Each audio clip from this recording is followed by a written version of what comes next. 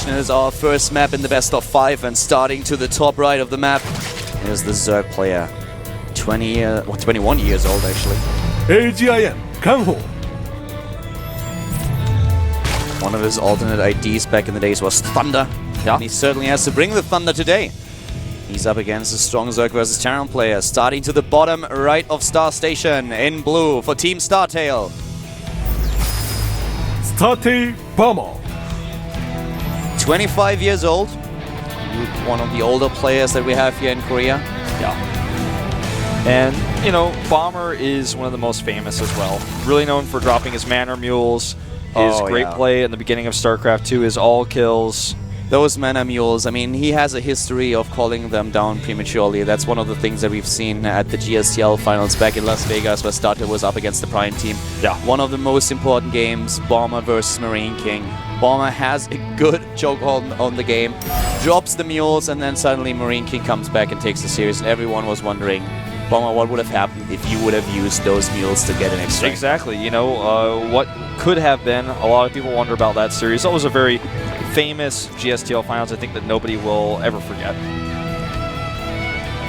He's a player that loves to taunt and put it out there. And now what we have currently in the game for KangHo is, for Bomber, is of course a command center first, this time on the high ground, immediately being spotted by the Overseer. Oh god, I love this. Thank you. We've been talking about this earlier today at Code, and Bomber delivers immediately. He sends out an SCV, sees the Overlord. KangHo is like, well, of course, you scouted me, now you know where I spawn, so you can probably just go to the bottom right and see what you have in your main base and stick a bit around. Yeah.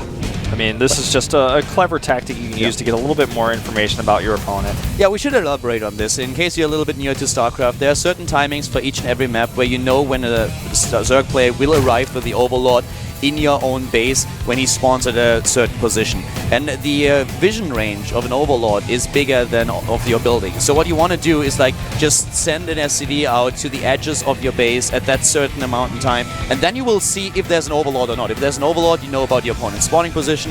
If it's not there, you know, okay, well, my opponent is not spawning in the spawn.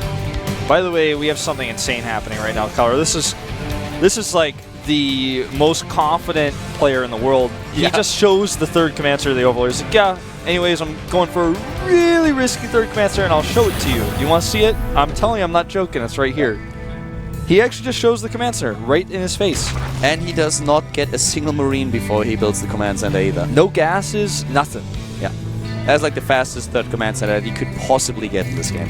And will KangHo respond by aggression, or is he going to just try to, you know, get ahead in his own macro game? That's the question. The Zerg player definitely has several options here. He either can try to be aggressive, or he needs to go for a third base pretty soon in this game. He saw that there's no gas. We have him going into speed, and he is not mining a lot of gas. He still has one drone in the extractor, but that's it for now. So that will allow him to get a decent tech timing, but still, for now, it's only speed and trying to get the control over the map. Yeah, I think that this is really interesting. He could definitely try for Roach timing here, which is already strong against a Terran player who goes for a normal factory timing and goes into barracks after the CC first, but right now, Bomber is just adding barracks. He's making a tight wall here with triple barracks and makes the bunker behind it, so he's just being safe. He knows he can put units on the high ground against a Roach push or a Zerling push as well. He will have 4 barracks in total. That has been spotted by KangHo. I would not be surprised to see a Baneling Nest fairly soon. Yeah, I mean, he really needs to make a choice here. I mean, his third base is going down, but it's very late. There's the second gas. If you are up against Bomber, you know that he likes to be aggressive, that he's usually a player who tries to put on a little bit of pressure. So what you would try to do is be safe against this. And he doesn't have to get the Baneling Nest immediately because he sees the timing for the barracks, but he needs to get it eventually. And also spread his creep, so as soon as Bomber walks out onto the map, he can defend against it without taking too many losses. With the timing of the Spire here and the extractors going down, or the lair I should say, I think we're going to see a fast Spire. There's the Baneling Nest just to be safe. We could also see a Muta Baneling timing. I don't think that's as likely, but there are really strong timings you can hit when your opponent's tech is behind, like when he doesn't have very many Hellions, or when he knows, he doesn't have very many Widow Mines or no Siege Tanks, for example. There are some really strong timings you can hit on lair with Mutas and Banelings. Especially against a player like Bomber. He knows, he has his certain style that he uses, and there are certain things that he can do against him. We've seen a lot of aggressive play and timings being used against him in the past. Heads now straight into the double engineering bay to get those upgrades out early. He's a very consistent bio player, known for his macro. And that's something that, of course, KangHo, aka Lucira, knows as well. Also dropping the double evolution chamber here. Love that. Fakes it, puts it under the scan, and cancels him. It goes into Baneling speed. I think we're just going to see that timing. Oh, wow. That is so cool. It looks like just pure speed bane. Yeah. I mean, if you show the evolution chambers, the first thing that the Terran player will assume is, okay, you go for a little bit of a later timing. And he's thinking great too. Yeah. He's like, I already have my upgrade started. I'm ahead. Exactly. I'm ahead of you. You are going for a macro game here as well. And then he just cancels it. This is like mind games on a completely different level. Sees the scan, drops the evolution chambers, and then immediately when the scan is gone, cancel, and bam, goes for it. Links everywhere. Baneling's speed is nearly done. There is nothing Wolf. No Widow Mine. The first siege tank is now being produced. And this is, it couldn't be more dangerous. Yeah, I mean, he only has one bunker. And he's got a lot of his production down there. He will have stim. But these Marines, oh, the Marines out here have been spotted. You know, I love that Bomber at least is getting this tank. That is worth so much. If he has a chance in the game, it's because of the tank that he's building as we speak. 23-30, 3 Banelings being morphed, 34. So many Banelings taste... Oh. Wrong cast, sorry. Well, you know what?